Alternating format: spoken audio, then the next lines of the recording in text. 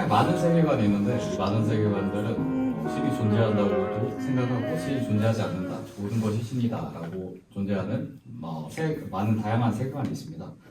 그 중에서 마르크스주의라는 세계관이 있는데 이 세계관은 신이 없다라고 주장합니다. 그런데 처음에 시작하기에 앞서 그 119쪽 중간에 구스타브 베터라는 사람이 변증법적 유물론이라는 자신의 책에서 이 변증법적 유물론이라는 마르크스의 어떤 사상이 그 신의 존재, 지극히 높은 존재를 부인하지 않는다고 해요. 그러면서 신성을 부여할 수 있다고, 물질에 신성을 부여할 수 있다고 하는데 저는 이것을 궁금해서 찾아를 봤는데 이런 내용은 없더라고요. 그래서 이게 마르크스주의의 변증법적 유물론은 그 신 자체를 부정을 하는데 이 구스타브 베터라는 사람은 이 지극히 높은 존재를 부인하지 않는다. 이게 무슨 말인가? 저는 이게 아직도 의문이 풀리지가 않아요. 그래서 이 발표를 준비를 했지만 이거는 의문이 해결되지 않은 채로 이 자리에 왔습니다. 마르크스주의의 이 변증법적 유물론이 마르크스주의의 핵심 사상이에요. 뭐 자본론이 있고 뭐 잉여가치론이 있고 뭐 이 변증법적 유물론이 있는데 이 변증법적 유물론은 그 유물론이라는 사상과 변증법이라는 사상을 합친 거예요. 이 유물론이라는 사상은 그 실제론 중에 하나인데 실제로는 내 의식 외부에 실제로 어떤 세상이 존재한다. 독립된 세계나 뭐 자연이 존재한다. 그렇게 보는 입장이고요. 유물론은 이 실제론에 더해서 내 외부에 존재하는 모든 것이 다 이 물질이다 라고 생각을 해요. 그래서 세상의 만물에 존재하는 모든 것이 물질이지 정신과 마음은 그냥 물질의 작용에 불과하다. 그렇게 생각합니다. 그게 유물론이에요. 그리고 실제로는 그 아까 말씀드렸는데 그냥 내 의식 외부에 독립된 세계나 자연이 존재한다. 이게 사전적인 의미고요. 유물론은 내 독립된 세계 외부에 존재하는 모든 것이 그 물질로만 이루어져 있다. 물질로만 이루어졌다는 게 추가된 거예요. 그런 사상이고 그 관념론과는 상당히 대비된다는데 관념론도 약간 정신, 이 세계가 정신, 그 마음 이런 걸로 이루어져 있다라고 주장을 합니다. 이 변증법이라는 것은 그 헤겔이라는 독일의 철학자가 주장한 내용인데요. 그 많은 사상을 하나의 정의로 통합시키는 게 변증법이에요. 제가 찾아보니까.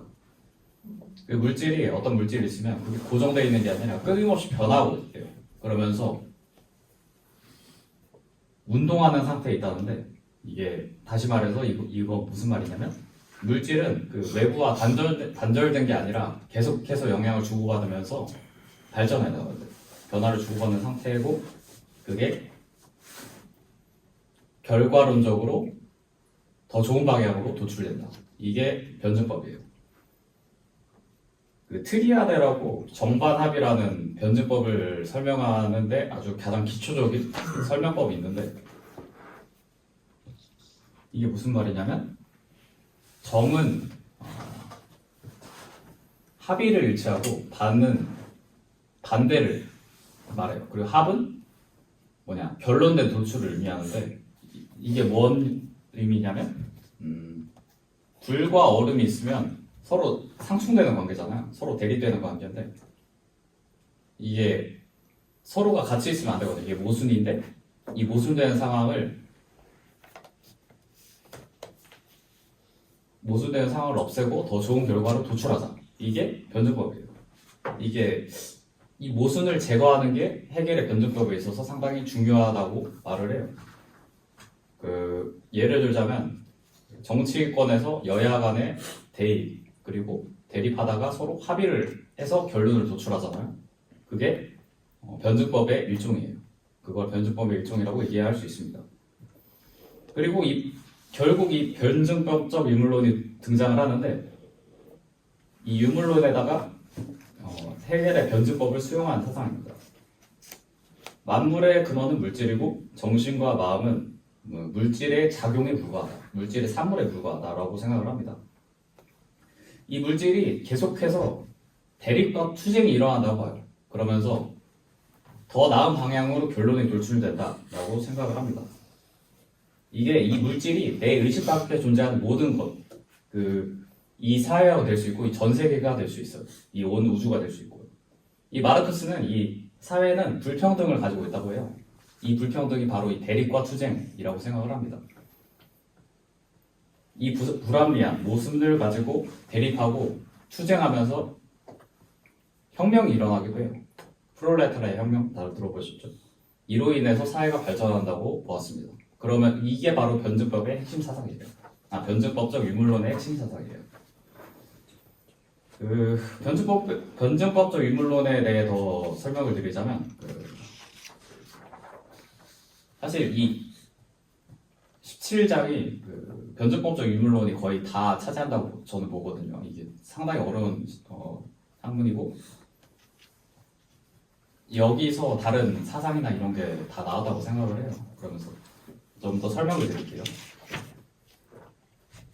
마르크스는 이게 변증법적 유물론을 설명을 하면서 노동력과 생산관계가 불일치한다고, 여기서 모순점이 발생한다고, 이게 바로 불평등이라고 말을 해요. 자본가는 공장을 소유했지만, 생산수장이라는 공장을, 근데 노동자는 그 공장을 소유하고 있지 않아요. 노동력만 가지고 있는데, 그래서 이 자본가는 노동자를 30달러에 고용하고, 그러면 노동력의 가치는 30달러라고 하면 이 공장,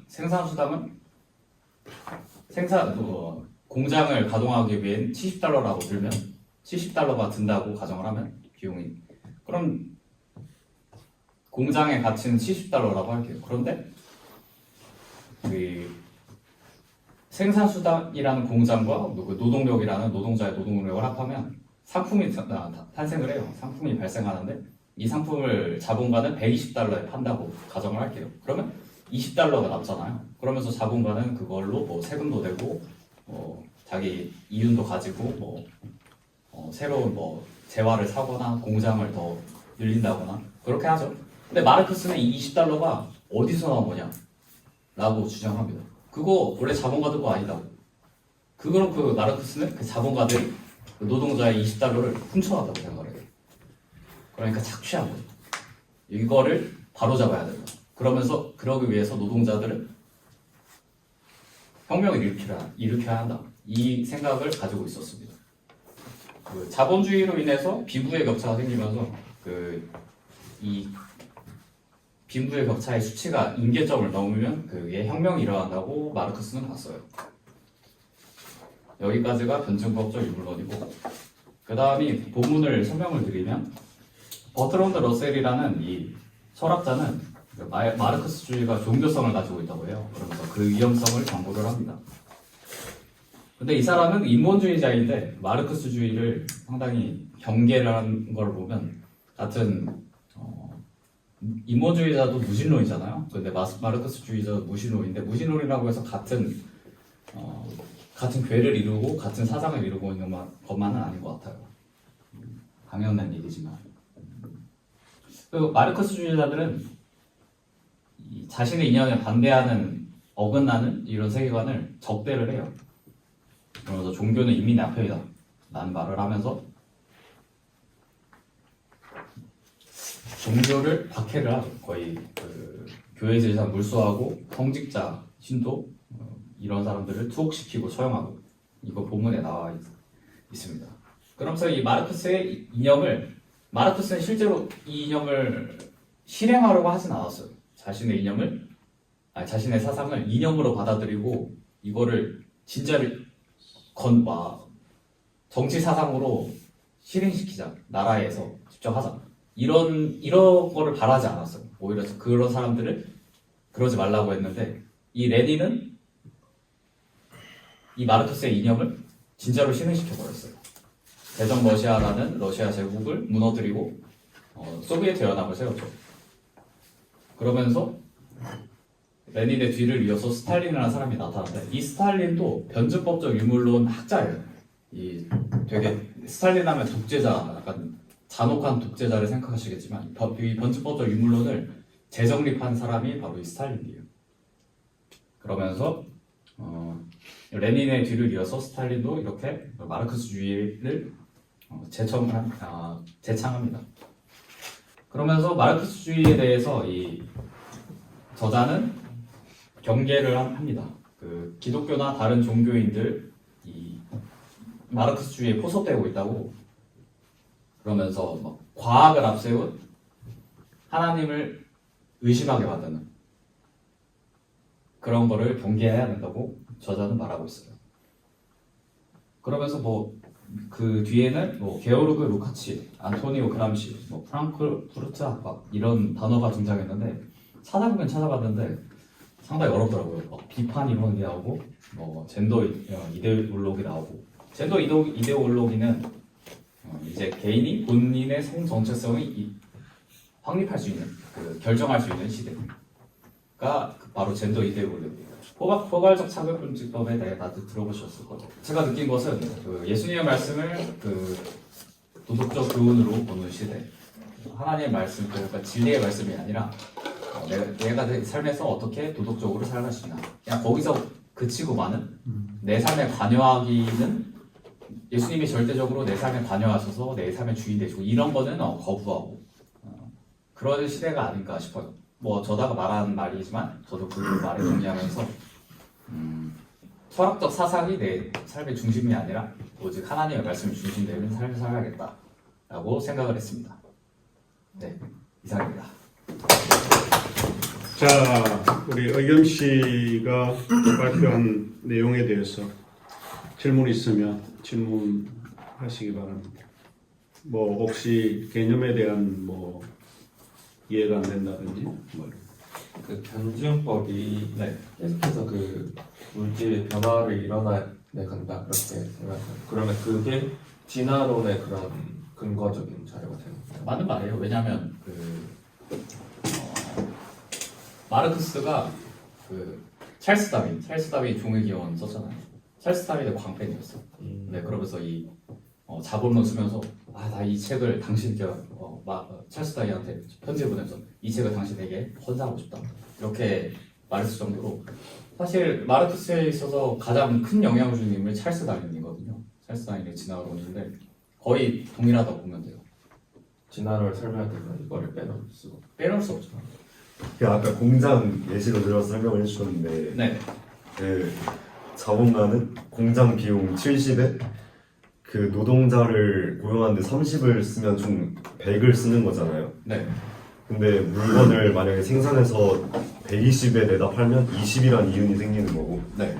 근데 마르크스주의에서는 20을 아까 말씀하신 것은 노동자에게서 빼앗은 거라고 말씀하신 거잖아요. 네. 마르크스주의에서는 이 20이 자본가들에게는 이 공장을 세웠을 때 공장이 파산할 수도 있다는 그 리스크를 감수한 그 비용일 수도 있는데 마르크스주의에서는 이 리스크에 대한 가치를 전혀 생각하지 않는 건가요? 아니에요. 왜냐면 원래 노동자가 30달러의 노동력이 아니라 50달러의 노동력을 제공한 거라고 봐요. 이 마르크스주의에서는 그 자본가의 완전 비판적이죠. 자본가를 완전히 무너뜨리고 모든 권력은 다 소비에트, 모든 권력은 소비에트라는 말이 있는데 모든 권력은 다 정부가 가져야 한다. 그런 사상이 바로 이 마르크스주의예요. 결과적으로 공장이 망하면 그 노동자도 없는 건데. 그런 거는 가정을 하잖아요. 그냥 여기는 노동자가 중심이지 그 자본가는 처단에 대해서 자본가는 거의 극단적으로 때려 죽이고 그런 거라고 보시면 돼요. 그러니까 약간 지적 수준이 떨어지는 거 아닌가 그 정도면. 저도 약간 이런 살짝 이상한데.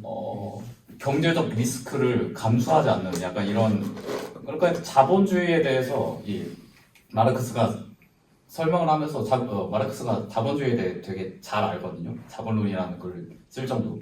근데 말하면서 자본주의를 비판하면서 이런 세상을 한번 만들어 보면 어떻겠나? 라고 한 게 바로 이 마르크스주의예요. 그러니까 우리 이렇게 이런 사회를 만들어서 꼭 이렇게 살자 이런 게 아니라 한번 이렇게 노동운동을 한번 해보면 어떠나 이런 건데 이제 그 레닌이라는 사람이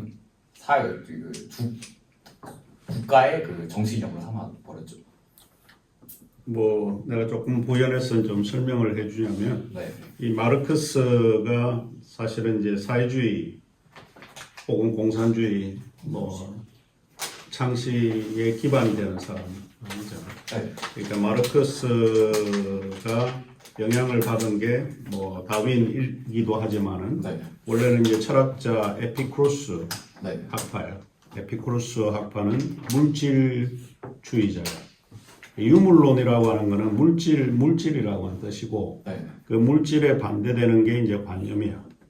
관념은 아이디어, 네, 생각이잖아. 예, 생각이 세계를 만든 게 아니라 이 물질이 세상을 변화시킨다라고 생각하는 게 이제 유물사상. 예. 마르크스는 이제 세계를 바라볼 때는 두 종류로 바라봐.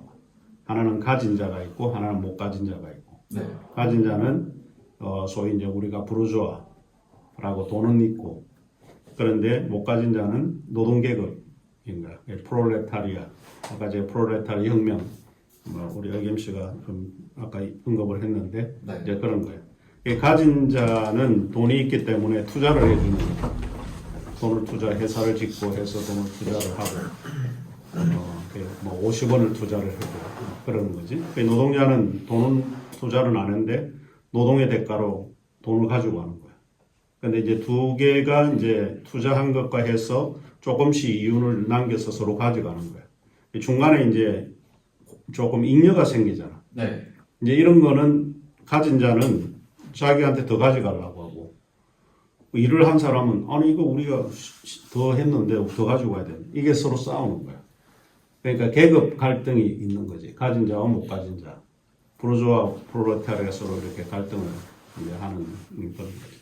이런 걸 없애자라고 이제 생각을 한 거야. 그래서 이제 소위 이제 계급 사회를 철폐하면 된다라고 이제 생각을 한 거지.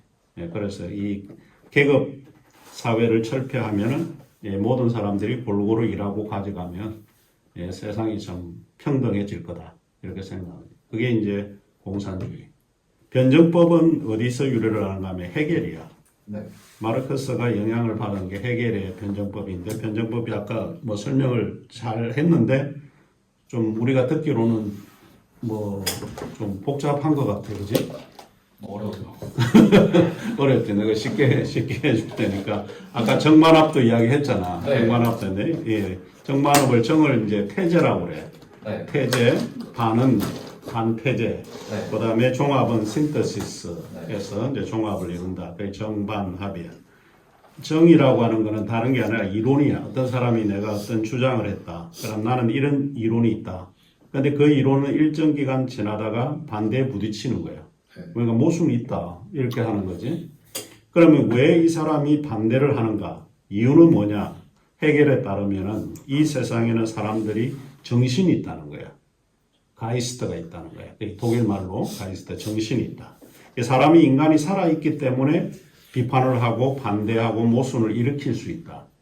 그래서 이제까지 이론들이 있는 거를 반대하면은 그게 이제 반이 되는 거야. 이 반태제가 되는 거야. 그 이론을 완전히 바꿔버리는 거야. 그러면서 이 사람은 또 다른 종합으로 나아가는 거야. 결과지거든요. 종합으로 나왔어요. 그 종합된 그것도 일정 기간 가면 하나의 이론이야. 그러면 또 다른 사람이 와가지고 또 붕괴하는 거예요. 반태제가 되는 거예요. 이 모순을 일으키는 거예요. 또 바뀌어서 이제 반이 되는 거예요. 또 이렇게. 그게 이제 돌아가는 거를 변정법이라고 해요. 우리 세상에 돌아가는 모든 물질의 세계가 대부분 정반합에 의해서 돌아간다. 네. 그 근저에는 뭐가 있나? 정신이 있다는 거예요. 절대 정신이라고 하는 게 있기 때문에 가만히 있지 않다는 거예요. 역사라고 하는 거는 이제 그런 식으로 혼란 속에서 모순을 일으키고 다시 가고 이제 이런 식으로 한다. 뭐 이런 뜻이 네. 뜻으로 이제 해석하면 될 거. 비판이로는. 그게 비판이야. 그 프랑크푸르트 학파가 원래 비판 사상이야. 예. 비판 사상의 이데올로기야. 네. 이 사람들이 가진 자들은 항상 못 가진 사람들이 더 가지지 못하도록 착취하기 위해서 사용하는 개념이 뭔가 하면 이데올로기야. 이데올로기는 체계적으로 왜곡된 의사소통이야. 가진 자들이 항상 못 가진 자들에게 이런 그 이념을 만들어 가지고 그걸 못 가져오게 만드는 거야. 그게 이제 이데올로기야. 그러니까 우리가 어릴 때에 네. 이제 나 같은 사람들 어릴 때에 동네 간첩들이 많다고 그래가지고 네. 방공방첩을 했어. 그래서 이 공산주의 반대, 간첩을 반대, 뭐 이런 거를 해가지고 수상한 사람을 보면 신고하도록 돼가 있어. 네. 그러니까 이 북한의 사람들은 인간이 아닌 거야. 뭐 뿔이 달리고 막 이런 식으로 광고를 하는 거야. 그게 방공방첩이라고 하는 개념을 가지고 사람들의 의식화 교육을 하는 거지. 그러니까 자기도 모르게 북한은 나쁜 놈들이다 라고 이제 자꾸 의식을 하는 거지.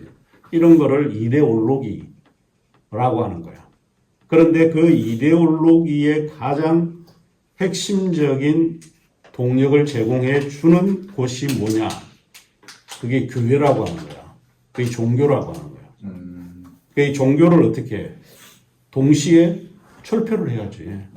그러니까 교회를 문을 닫게 하고 종교를 이렇게, 왜 종교가 그 문제가 되냐? 아까 뭐라고 그랬어?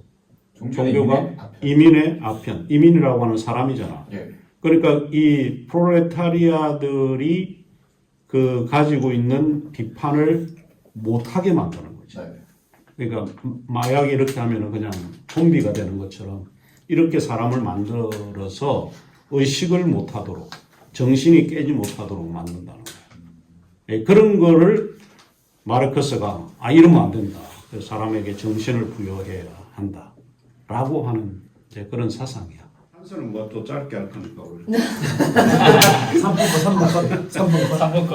3분이야. 그래도 뭐 한 5분은 해요. 능력이야 짧게. 저 철학 1 지식은 어떻게 가능한가에 대해서 발표를 하겠습니다.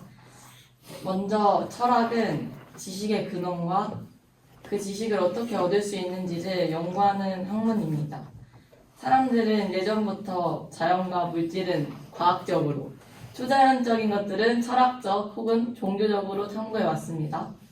그런데 근대에 들어서 과학이 급격히 발전하면서 철학자들 중 일부는 과학적 방법을 초자연적인 영역에도 적용하려고 했고, 그 과정에서 신의 존재를 부정하려는 경향이 생기게 되었습니다. 오늘날 많은 사람들도 이런 무신론적 비판을 더 이성적이고 논리적이라고 받아들이는 경향이 있죠. 하지만 미국의 철학자 엘빈 플랭팅가는 이런 생각을 본받았습니다. 그는 유신론자든 무신론자든 자신들의 주장을 완전히 증명할 수 없다고 말합니다. 서로 다른 존재 위에 서 있기 때문에 상대방을 완전히 설득할 수 없다는 거죠. 이 말은 곧 기독교 믿음이 반드시 비이상적이거나 맹목적인 것이 아님을 보여줍니다. 사실 성경은 이성적인 믿음을 강조합니다. 하나님께서 이사야 1장 18절에 오라 우리가 서로 변론하자고 말하셨고, 베드로전서 3장 15절에는 믿는 이유를 묻는 사람에게 온유와 두려움으로 대답할 준비를 하라고 말씀하십니다. 맹목적인 믿음이 아니라 이유 있는 믿음, 설명할 수 있는 믿음을 요구하시는 거죠. 또 바울은 골로새서 2장 8절에서 철학과 헛된 속임수로 너희를 사로잡을까 주의하라고 권고합니다. 여기서 말하는 철학은 단순한 학문이 아니라 사람의 전통과 세속적인 초등학문, 즉 그리스도를 모르는 철학을 의미합니다. 단순히 철학 자체를 부정하는 게 아니라 진리의 중심에 그리스도가 없는 철학에 대한 경고인 것입니다. 기독교의 인신록은 이렇게 말합니다. 하나님께서 인간에게 인식할 수 있는 능력을 주셨기 때문에 우리는 자연과 진리 그리고 세상을 이해할 수 있다고 말합니다. 즉 하나님이 창조하신 세상 안에는 질서와 논리가 담겨 있고, 그렇기 때문에 기독교는 과학과도 조화를 이룰 수 있는 세계관입니다.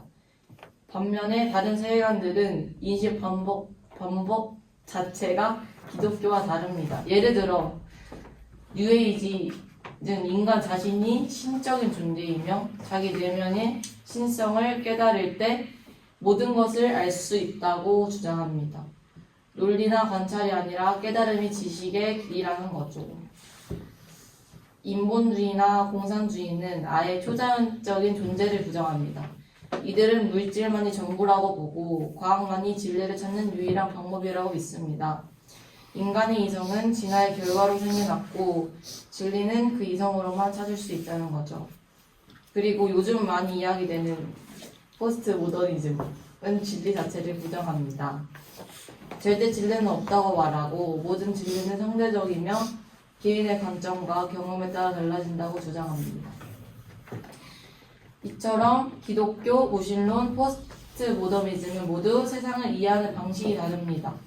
기독교는 하나님이 창조하셨다는 전제 위에서 인간의 삶과 목적과 의미가 있다고 말합니다. 그리고 이 세계관의 일관성이 있고 논리적이며 진실된 삶을 가능하게 해줍니다. 우리는 단순히 믿는다고 말하는 데서 멈추지 않고 시대를 분별하고 다양한 사상과 이념들 속에서 기독교 신앙의 논리성과 타당성을 드러낼 수 있어야 합니다. 와. 또 있어요. 어? 느낀 점. 느낀 점? 예. 느낀 점은 이 글을 통해서 저는 기독교 신앙이 단순한 감정이 아니라 이성과 논리에 기초한 믿음이란 걸 새롭게 알게 됐고요. 신앙은 맹목이 아니라 생각하고 질문하고 논리적으로 다가가는 과정이라는 걸 배우게 됐고 앞으로 기독교 세계관을 더 깊게 공부하면서 흔들리지 않는 사람이 되고 싶습니다. 자, 질문. 저 질문하겠습니다. 오늘 질문자로 앉아있는 거야. 이 책의 저자는 마치 과학 이성적이라는 게 네. 그 과학적으로 설명 가능한 걸 이성적이라고 말하는 것 같은데 그 125페이지에도 여러 가지 성경 구절을 예로 들면서 이성적으로 믿음을 설명할 수 있어야 된다라고 하지 않습니까? 근데 저는 신을 이렇게 논리적으로는 설명할 수 있어도 과학적으로는 설명하는데 한계가 있다고 생각을 하는데 그러면 결국에 이성적으로는 설명할 수 없게 되는 거지 않을까요? 만약에 과학적으로만 설명해야 믿을 수 있는 불신자가 있다면 우리가 아무리 논리적으로 설명을 해봤자 그 사람들은 이성적이라고 받아들이지 않을 텐데 그런 사람들에게는 어떻게 신을 설명해 줘야 하는 걸까요? 맞는 말했네. 근데 전도할 때 이게 질문이나 반문으로 해주잖아요. 그래서 우리가 난 예수님을 믿어, 너도 예수님을 믿어 이렇게 하면 그 사람들이 질문이 있을 거 아니에요. 그래서 그 질문에 대한 답을 이제 살짝 논리적으로 준비를 해야 되는데 그 완전 과학으로만 말하는 것 아니라 또 성령의 힘을 입어서 같이 말을 해야 되지 않을까. 하나님이 믿어지는 게 이해가 가는 사람이 있어요, 여기? 응? 하나님을 다 믿잖아요. 근데 믿어지는 게 이해가 가요? 이성적으로, 과학적으로 이해가 가요? 이게 은재가 한 거에 대한 질문 제가 비슷한 영화를 본 적 있는데 뭐였지? 어떤 과학 그러니까 아내 원래 불신자 부부였는데 아내가 먼저 예수를 믿게 된 거예요. 근데 남편은 과학자였거든요. 완전 논리적으로만 한 거 믿고 실제로 제가 경험한 것만 믿고 그래서 아무리 뭔가 이해가 안 되는 거죠. 하나님이나 예수님의 그런 종교적인 그런 것들이. 그래서 그 아무래도 직업이 과학자다 보니까 진짜 막 깊이까지 판 거예요.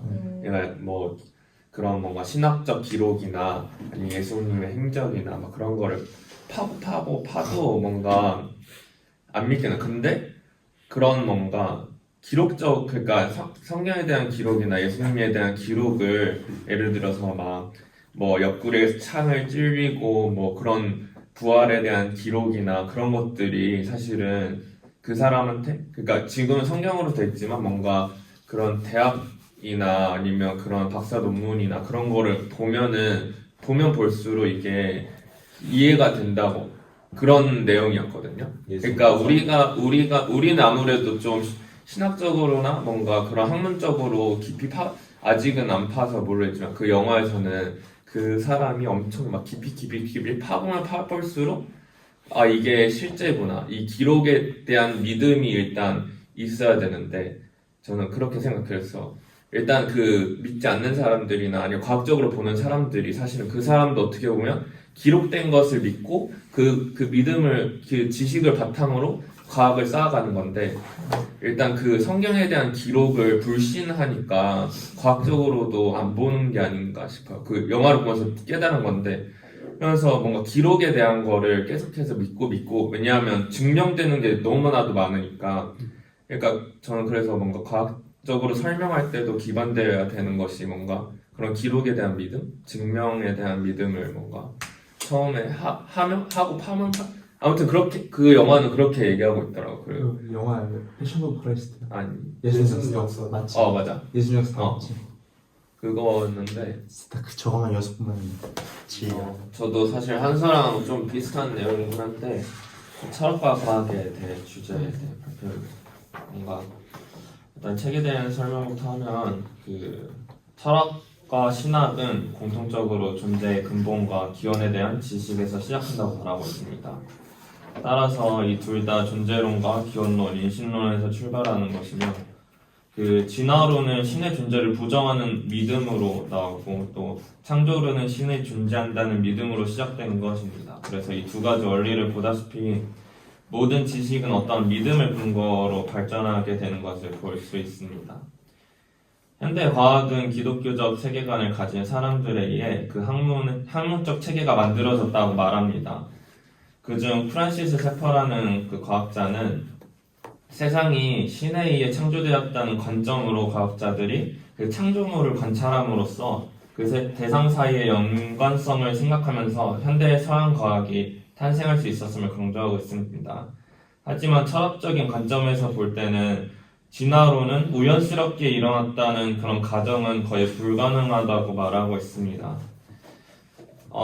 고대에서는 과학이 발전한 현대보다는 과학적으로 설명할 수 있는 것이 고대보다는 현대가 그 과학적으로 설명할 수 있는 것이 많이 늘어났습니다. 그래서 신은 계속해서 과학에 밀려나면서 오직 과학적으로 증명하지 못하는 영역에만 신이 머물러 있다는 개념을 틈새신이라고 합니다.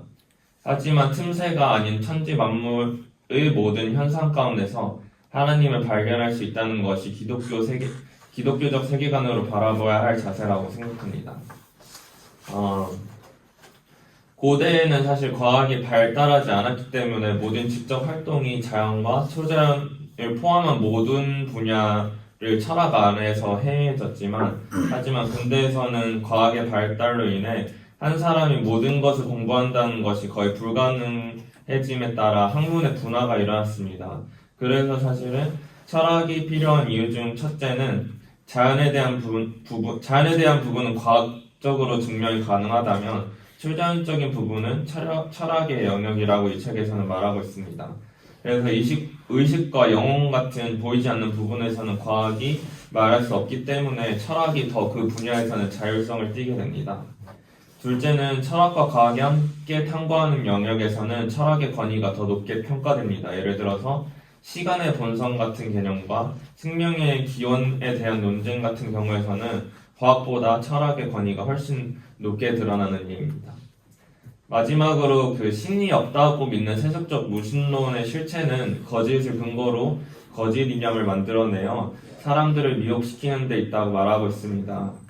자신이 믿는 것에 대한 근거의 이념은 모든 원리 중에 가장 기초 원리여야 하지 않을까 생각합니다. 마지막으로 신학과 철학은 때로는 충돌하고 협력하지만 궁극적으로 인간이 진리를 탐구하는 여정에서는 함께해야 할 학문이라고 개인적으로 생각합니다. 신학은 철학을 통해 논리적 적합성을 높이고 철학은 또 신학을 통해 보다 깊은 의미와 목적을 찾습니다.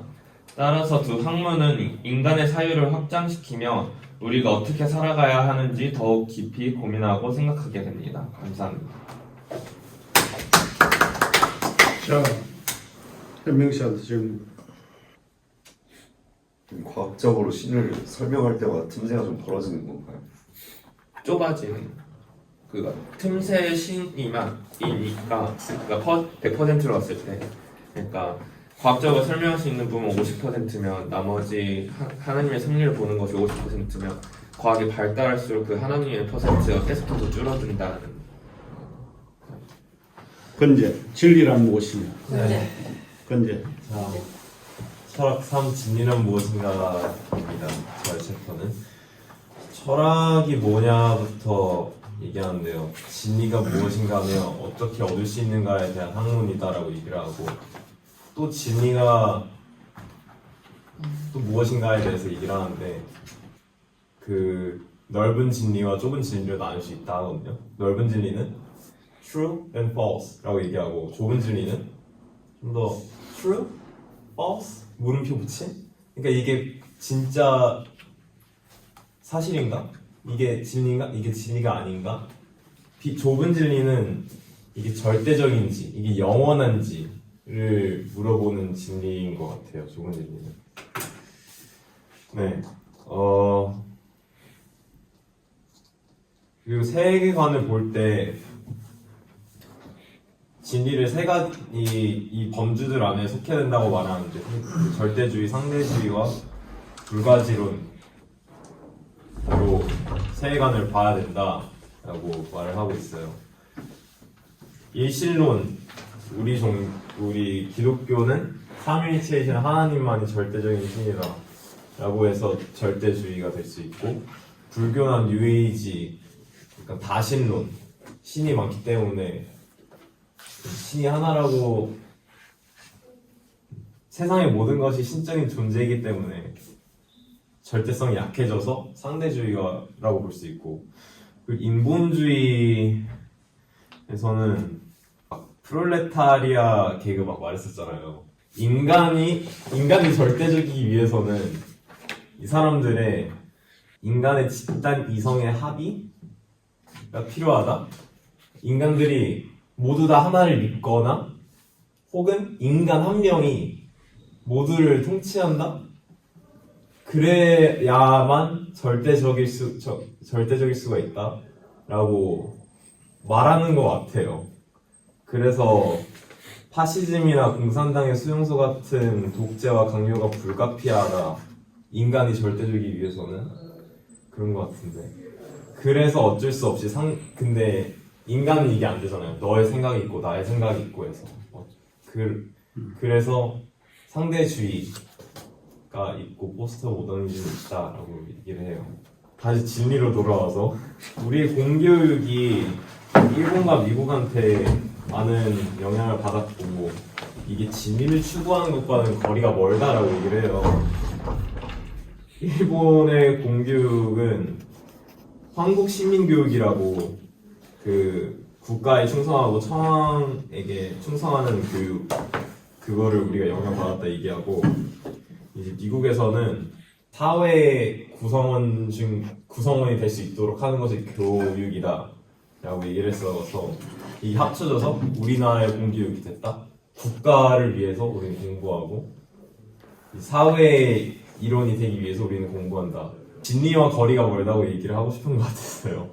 네. 우리나라의 생각과 제 기독교적인 생각. 그러니까 마지막에 예수님은 내가 곧 길이요 진리요 생명이니 나로 말미하지 않고는 아버지께 올 자가 없다. 제가 어제 요즘 요한복음 묵상하고 있어서 이거 어제 요원이 읽었는데 우리는 기독교인이니까 맞죠? 네. 그러니까 우리는 예수와 이 성경이 진리다라는 것을 근거하고 살아가야 되잖아요. 하지만 세상에서는 사회 일원이 돼야지. 잠시만요. 기독교의 성공은 이제 성경을 진리로 삼고 하나님을 닮아가는 것이 성공이라고 저는 생각을 하고 세속적인 성공은 뭐냐? 사회 일원으로 되는 것이 성공이라고 생각을 해요. 그래서 이 두 개의 사상을 저는 둘 다 알고 있어서 비신앙인들은 그리스도인들은 세상에 없어도 되는 존재다라고 생각을 할 거 아니에요. 도성원도 아니고 뭐 국가를 위해서 뭘 하고 있는 것도 아니고 좀 불필요한 존재라고 있는데 이건 말이 샜고 개인적인 생각인데 어제 저는 이 책을 읽으면서 좀 그런 생각이 많이 들었어요. 그래서 근데 국가 일원 중에 그리스도를 믿는 사람이 있을 수 있잖아요. 있죠. 그러니까 그런 사람들은 일원이기도 하면서 그 리더도. 동시에 가능하죠. 신앙을 가진 구성원. 신앙을 가졌는데 신앙을 가진 사람 같이 행동을 안 하니까 문제죠. 좀 약하다? 둘 다 100%일 수는 없고 약간 뭔가 50-50에 가까운 것 같고 그런 사람들은 아니 그 정치인들 많잖아. 전도사도 있고 목사도 있고 한데 다 하나님 예수님 그걸 거기 상황에서 부인하고 막 그런 사람이 있어 유튜브 할 때. 그래서 우리 지난번에 얘기했을 때도 막 대통령이 자기 종교를 법에 이입하는 거에 대해서 누가 얘기했었죠. 문제였어. 그거에 대해서도 막 얘기했어. 자, 그러면 오늘 소비에서 마치고 다다음 주에 뵙도록 하겠습니다. 숙제 잘해야 돼. 다음 주 프린트 해가지고 내가 상대평가니까 잘 해가지고. 다음 주 프린트 해가지고 그렇지, 컴퓨터 해가지고. 프린트